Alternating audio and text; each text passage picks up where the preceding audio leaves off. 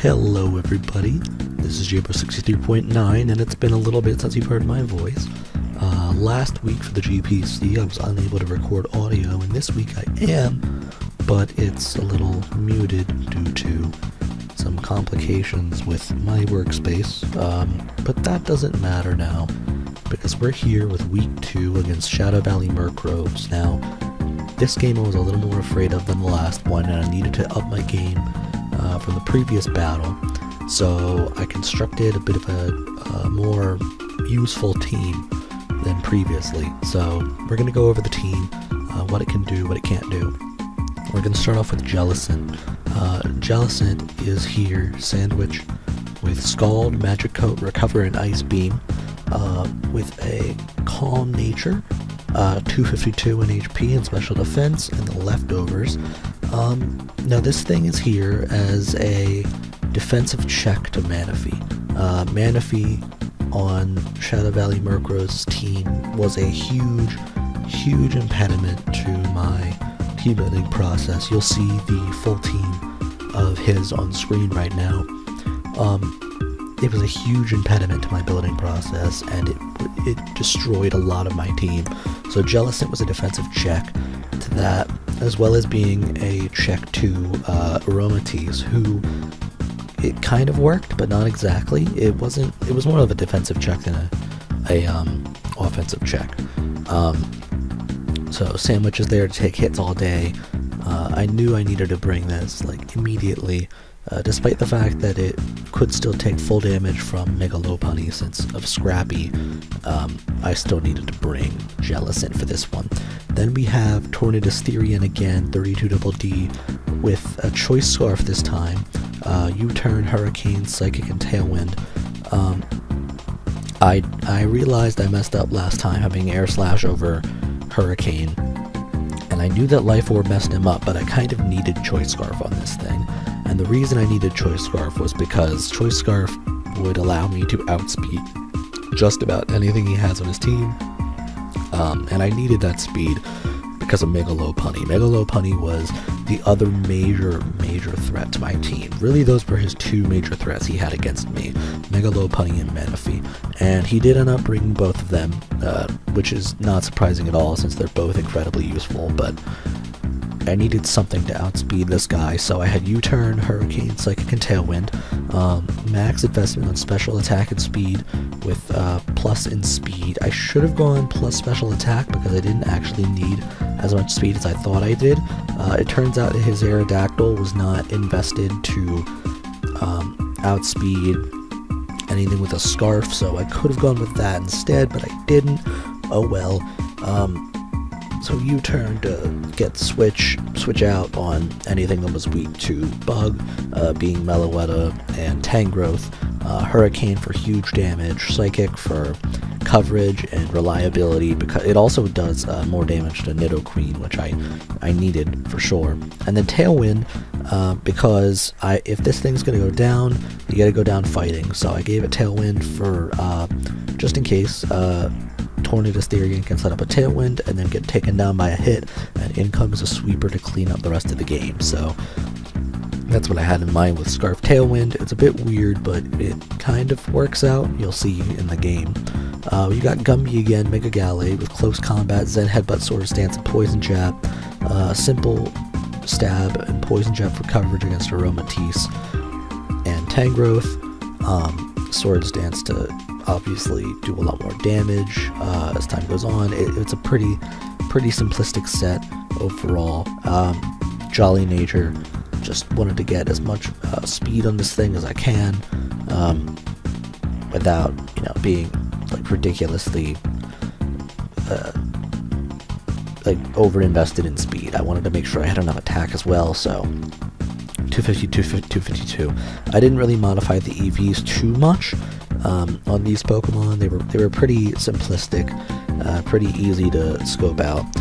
Next we have Sneck, the Arbok. I brought Arbok to this game, surprisingly enough, with the Black Sludge and Intimidate, and the moves Gunk Shot, Earthquake Coil, and Sucker Punch.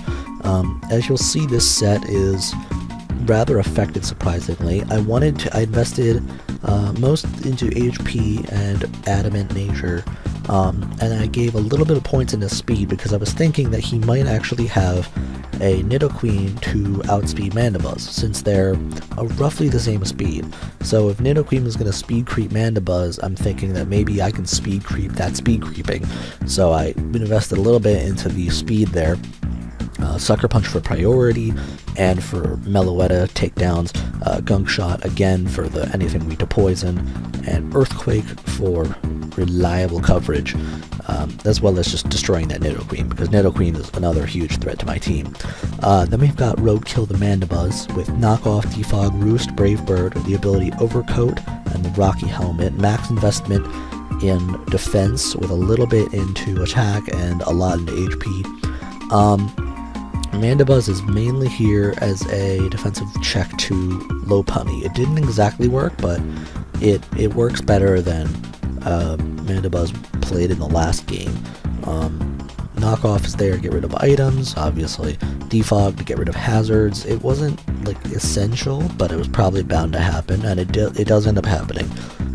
Roost to recover some HP, since I don't have a HP recovering item. I have the Rocky Helmet, and Brave Bird to make sure that Lopunny cannot set up substitutes on me, which it doesn't end up doing, unfortunately. And then we have Odin the Raikou coming back again with Thunderbolt, Signal Beam, Hidden Power, Ice, and Volt Switch. I made this guy shiny to try to feign the fact that I had Aura Sphere, but I actually didn't. I carried Signal Beam to deal with Tangrowth and Meloetta again, just in case he brought either one of them. He didn't bring either, unfortunately, and I had HP Ice for Aerodactyl, Nidoqueen, Tangrowth, and Druddigon, which he didn't end up bringing Druddigon. And then Volt Switch to switch out, and Thunderbolt to do big damage to Manaphy, which kind of works out in the end, but doesn't exactly. You'll see the battle. So there's my full team. My team and his team are now on screen, so we're going to go through this battle real quick and just take a look at what exactly happened. So let's start off the battle here. He's going to lead with his Aerodactyl, which I kind of expected him to lead with. He doesn't really have many other options to lead with, but just in case he did lead with something like Lopunny, I led with Tornadus Therian, because I know I can switch out and I can get any kind of move I can on this thing, so I go for U-turn, removing any sash that this Aerodactyl might be having, although Sash Aerodactyl, I don't know if that's really a popular set or not. So I U-turn out, bring in Raikou. I don't really expect this guy to go for anything, since I had a feeling that he might want to go for Stealth Rock here, but he goes for Stone Edge and gets a huge chunk of damage off on me. And Raikou's not going to outspeed this Aerodactyl, so he thinks that I'm speed invested and hard switches out into his Aromatisse, whereas I think that he's speed invested and he's going to outspeed me. So I just pull out Odin and I end up going into, I believe, Arbok. Going to Arbok here? Yeah, I go into Arbok. So I get off the Intimidate just in case this guy's gonna stay in with his Aerodactyl, go for like another Earthquake to finish off Raikou, and I'm horrified at this thing.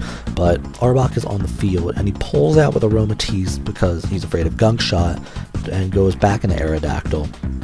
Whereas I'm thinking that if he's going to pull out again, since he's probably obviously going to pull out, he's nothing he can do to me, I'm going to go for a Coil. So I get off the Coil, I now have +1 in defense, +1 in attack, and there's no way he's not going to Earthquake me now. So I go for a Sucker Punch, I get off a huge chunk of damage, and Arbok lives the Earthquake, thanks to that defense boost, which is fantastic.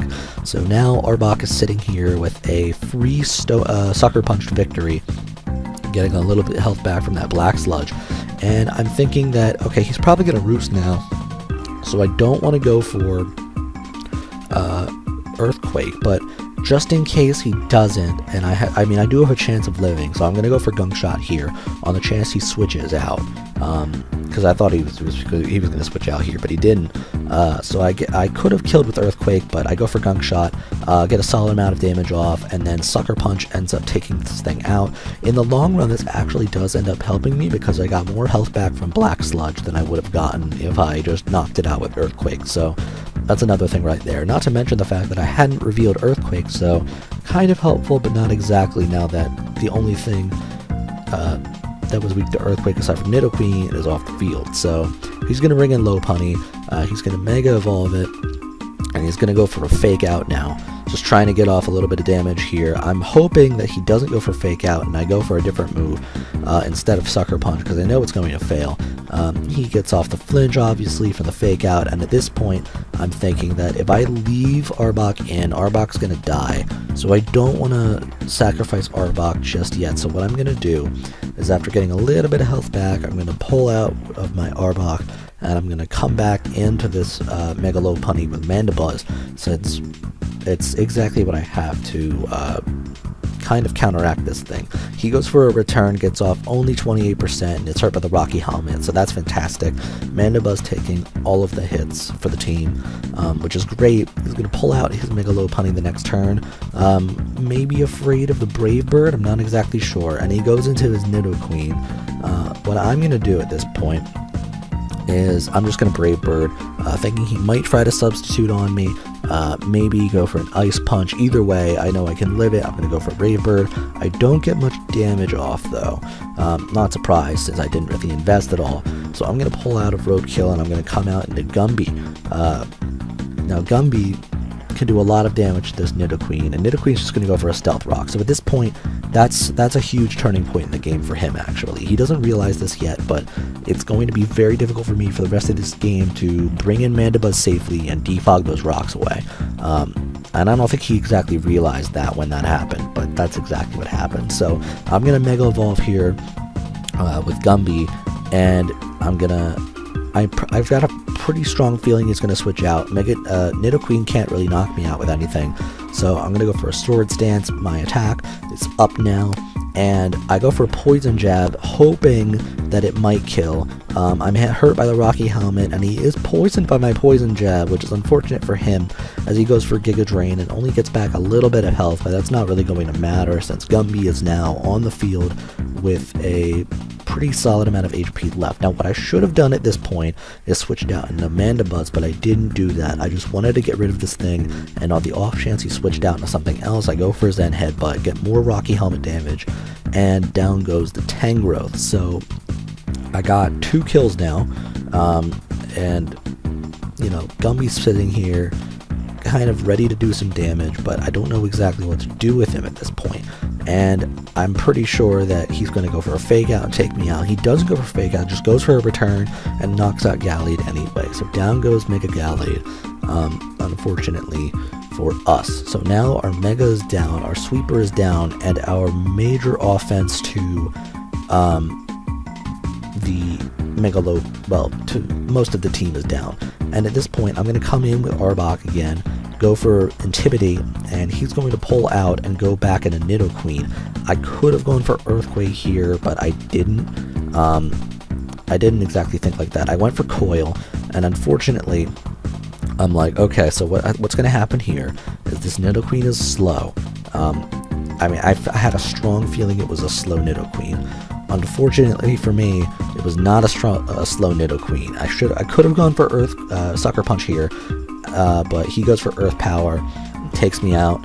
So down goes Arbok. Unfortunately, that's kind of the game. I don't really have much to deal with this Aromatisse anymore, and his Aromatisse is completely walling me out. So at this point, I'm just going to switch in my Tornadus Therian.